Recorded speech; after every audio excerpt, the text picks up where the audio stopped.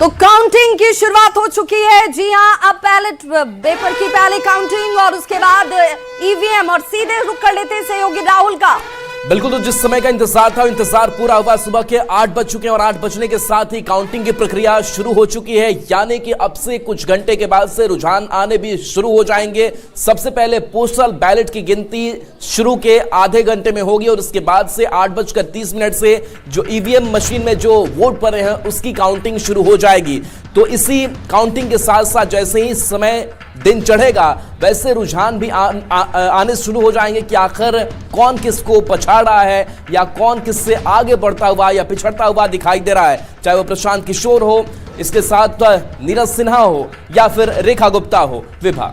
बिल्कुल राहुल, और इसीलिए वो आंकड़ा क्या है, वो परिस्थितियां क्या होंगी, उन परिस्थितियों में किसकी तरफ जीत की कमान जाने वाली है या किसके साथ जनता का आशीर्वाद जुड़ने वाला है, वो सब कुछ उभर कर सामने आ जाएगा। हमारे साथ इस वक्त देखिए लगातार गेस्ट पैनल भी जुड़े हुए हैं, सहयोगी हमारे साथ इस वक्त उस जगह से एएन कॉलेज से जुड़े हुए हैं जहां पर ये काउंटिंग होने वाली है। सीधे पहले उन्हीं का रुख कर लूं मैं। रवि, चूंकि अब तो 8 बज चुकी है, घड़ी की सुई ने ये साफ इशारा कर दिया कि यहां पर अब वोटों की गिनती की शुरुआत हो गई है। जी बिल्कुल, देखिए यहाँ पे वोटों की गिनती की शुरुआत जो है वो हो चुकी है और इसे लेकर के तमाम लोगों को यहाँ पे इंतजार था। आपको बताएं कि यहाँ पे वोटों की जो गिनती है वो शुरू हो चुकी है। यहाँ पे आपको बता दें कि जिला अधिकारी जो है वो देखिए यहाँ पे पहुँचे हैं और यहाँ पे तमाम जो शुरुआत यहाँ पे हुई है मतगणना के, और उसके बाद जिलाधिकारी जो है वो तमाम चीज़ों को बारीकी से देख रहे हैं और लगातार निर्देश दे रहे हैं कि ये मतगणना जो है वो किस सुचारू रूप से लगातार चले और कहीं से भी कोई बाधा ना हो। तो यहाँ लेकर के एसएसपी हैं, डीएम हैं, वो लगातार जो हैं वो निगरानी बनाए हुए हैं। और आपको बता दें कि अभी से थोड़ी देर पहले जब स्ट्रांग रूम से सुरक्षा बलों के बीच जो है वो टेबल पर लाया गया और 14 टेबल जो है वो बनाए गए हैं और पहले ही ये जानकारियां दी गई हैं कि यहाँ पे 31 राउंड की जो है वो गिनती होनी है और 31 राउंड की गिनती के बाद ये फैसला होगा कि यहाँ पे बांकीपुर का जो विजेता है वो कौन है। लेकिन आपको बता दें कि शायद 31 राउंड की पूरा गिनती खत्म होने से पहले ही अगर बढ़त, जैसा हम लोगों हमेशा दिखाते रहे हैं कि सबसे पहली जो जानकारी है वो न्यूज़ 18 हमेशा देता रहा है, तो यहाँ पे पहले जो है हर पल की जानकारी जो है वहाँ हम लोग देते रहेंगे। और माना जा रहा है कि 8 से 8:30 बजे तक लगभग आधे घंटे तक जो है वो पोस्टल बैलेट की गिनती होगी और 8:30 से यहाँ ईवीएम मशीनों की जो गिनती है वो शुरू हो जाएगी। तो पहला रुझान जो है वो 9 बजे से आना जो है वो शुरू हो जाएगा।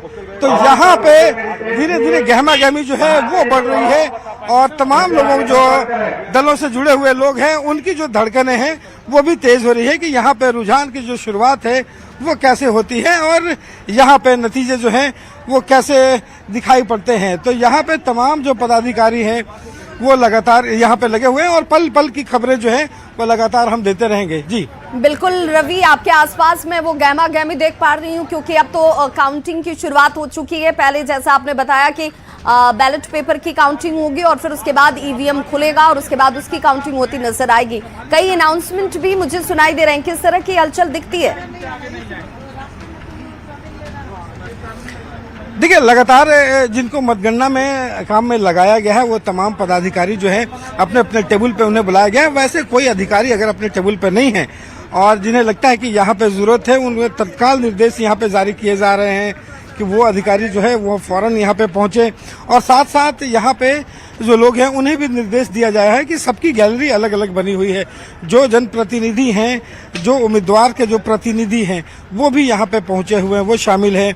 वो अगर निकल करके दूसरी तरफ जा रहे हैं उन्हें रोका जा रहा है, उन्हें कहा जा रहा है कि अब जो प्रतिनिधि हैं अपने पास अपनी गैलरी में ही रहें और किसी भी ढंग के यहाँ पे अरफा तफरी का माहौल ना बने। तो बड़े संख्या में पुलिस फोर्स को फिर से यहाँ पे बुलाया गया है ताकि किसी भी तरह की जो हलचल है वो यहाँ पे मतगणना सुचारू रूप से चले और कहीं से कोई बाधा जो है वो उत्पन्न ना हो। तो यहाँ पे जिलाधिकारी और एसएसपी खुद जो है यहाँ पे मॉनिटरिंग कर रहे हैं। तो यहाँ पे एक तरीके का आपको कहें कि जो माहौल जो है वो काफ़ी बेहतर है और मतगणना जो है वो शुरू हो चुकी है। अब देखना होगा कि बैलेट पेपर की गिनती के बाद जैसे ही ईवीएम की शुरुआत होती है गिनती की, तो पहला रुझान कैसा आता है। जी बिल्कुल रवि, चूंकि आपने कहा कि 14 टेबल हैं और 31 राउंड की संभवतः जो है यहाँ पर काउंटिंग होने वाली है, कब तक परिणामों के सीधे तौर पर एक तरीके से परिलक्षित होने का अंदाजा हम लगाए, कितने राउंड की काउंटिंग के बाद?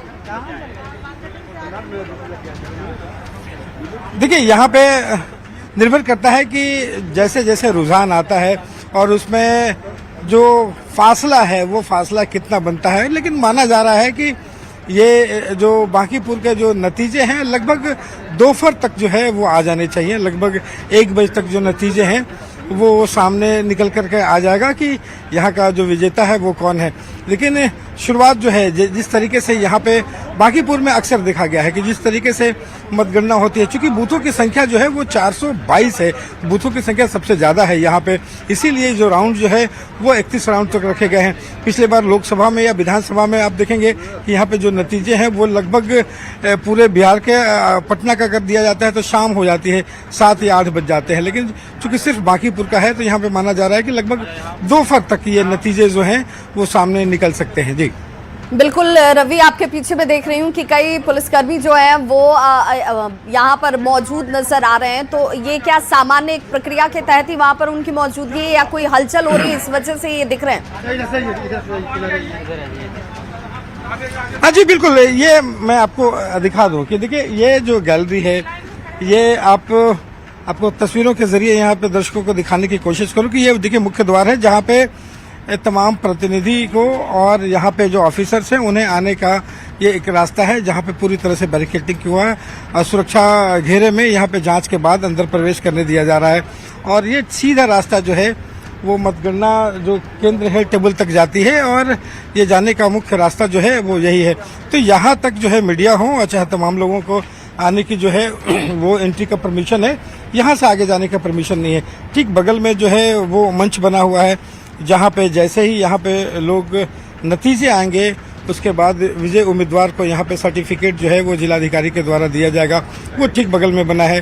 तो यहाँ तक में सुरक्षा बलों को रखा गया है कि यहाँ से अंदर जो है वो कोई वही प्रवेश ना करे। मीडिया गैलरी अलग बनी हुई है, तमाम लोगों की गैलरियाँ जो है अलग अलग बनी हुई है। तो निगरानी जो है वो लगातार जारी है और मतगणना शुरू हो चुकी है। सबसे बड़ी बात है कि अगले आधे घंटे में जब ईवीएम की गिनती शुरू होगी उसके बाद पहला जो रुझान है वो कैसा आएगा, सबको इंतजार है। जी बिल्कुल रवि, सबको इंतजार है कि पहला रुझान जो है वो किस रूप में आता है और संभवतः सभी राजनीतिक दल के जब प्रतिनिधि वहां पर मौजूद हैं तो उन लोगों की तरफ से भी इस पर नजर बनी हुई है। संजय जी हमारे साथ लगातार जुड़े हुए हैं और साथ ही साथ दीपक जी हैं, प्रीति शेखर जी हैं और आरजू जी भी हमारे साथ जुड़े हुए हैं। संजय जी, चूंकि अब तो काउंटिंग की शुरुआत हो गई है, पहले बैलेट बॉक्स और उसके बाद से ईवीएम, आपका तजुर्बा क्या कहता है, कब तक तस्वीर जो है थोड़ी साफ होनी नजर आ जाएगी?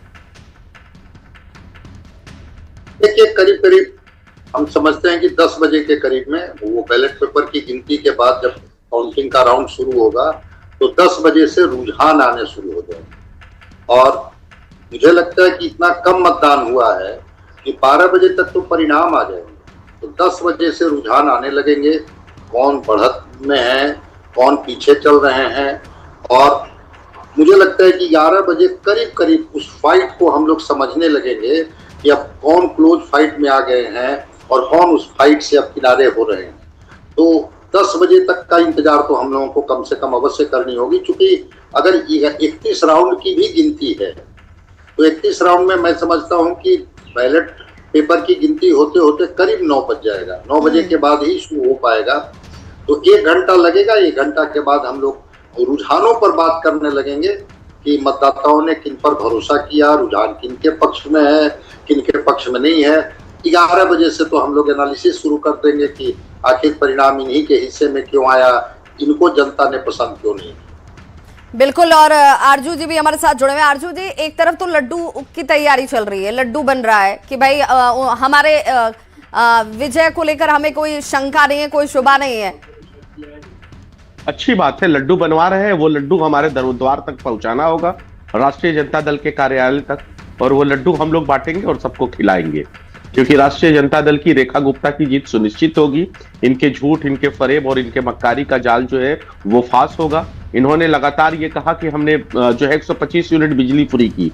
भारतीय जनता पार्टी की जो प्रवक्ता है रेखा जी उन्होंने कहा, प्रीति शेखर जी ने कहा। तो मैं इनको बता दूं कि इनको कितने झूठ और प्रपंच रचने पड़े हैं। 125 यूनिट हमारे भारतीय जनता पार्टी ने राष्ट्रीय जनता दल के दबाव में, महागठबंधन के दबाव में दे तो दिया, लेकिन 5 बजे से लेकर रात के 11 बजे तक इस तरीके से इस गरीब प्रदेश के गरीब उपभोक्ताओं के साथ कैसे लूट करती हैं, ये पूरा बिहार जानता है, बांकीपुर भी जानती है। तो इनका झूठ नहीं चलेगा। और उसके बाद किस तरीके से जो 10,000 रुपए इन्होंने डाले हैं महिलाओं के खाते में, उसको पूरा करने के लिए जो हमारा जो दिवालापन जो दिख रहा है इसके अंदर, क्या बोलते हैं, कोष के अंदर, तो वो कोष को भरने के लिए, सामाजिक सुरक्षा पेंशन देने के लिए इन्होंने कॉन्टीजेंसी फंड का इस्तेमाल किया। 3,662 करोड़ निकाले और सामाजिक सुरक्षा पेंशन दिया। इन्होंने तो वृद्धा पेंशन भी हमारे दबाव में शुरू किया था, लेकिन जनता तक तो पहुंचा आरजू जी, लेकिन जनता तक तो पहुंचा। प्रीति जी, आप जितनी भी योजनाएं चलाती हैं वो आरजेडी के दबाव में आप लोगों को करना पड़ता है। अब इसका जवाब ले लीजिए भाजी। अब इन्होंने तो जरूर पहुंचाया, लेकिन फिर वृद्धा पेंशन बंद क्यों कर दिया? जवाब ले लो। 25 यूनिट बिजली फ्री देके इन्होंने 5 और बजे से रात के 11 बजे तक मुझे तो इन पर बहुत हंसी आती है। ये अपने जीत का दम्भ भर रहे हैं और पूरे चुनाव के दौरान न तो इनके नेता दिखे, न तो इनके प्रत्याशी के साथ राजद के कार्यकर्ता दिखे। मुझे तो लगता है अंदर खाने में कौन सी इनकी सेटिंग चल रही थी। और इस बार देखिए जो रुझान है, चुनाव वाले दिन की मैं बात कर रही हूं, ये राजद का सुपरा साफ होने वाला है इस बार।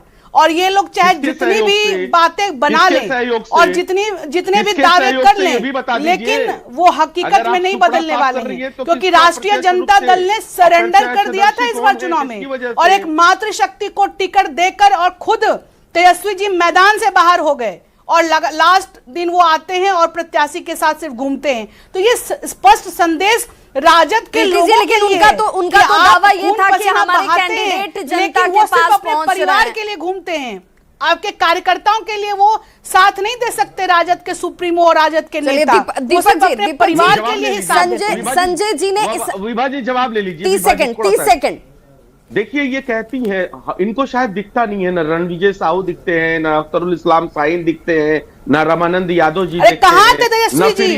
जरा उसकी चर्चा करिए ना। आज तो परिणाम आने वाला है। परिणाम जनता के पास होगा। जनता साफ कर देगी। सरेंडर मूड में क्यों थे? किसने जो कहा उस पर जनता का भरोसा है या नहीं? मैं कहता हूं कि जब ये इतना कॉन्फिडेंट थे तो ये मैं दीपक जी के पास आऊं, लेकिन उससे पहले जरा मैं अपनी सहयोगी एक बार विनीता का रुख कर लेती हूँ, फिर मैं दीपक जी आप ही के पास आऊंगी, आप ही को वक्त दूंगी। विनीता चूंकि आप ग्राउंड रिपोर्ट दिखा रही हैं और जनता क्या सोच रही है, जनता क्या देख रही है, क्या मान रही है, वो ज्यादा जरूरी हो जाता है। विनीता,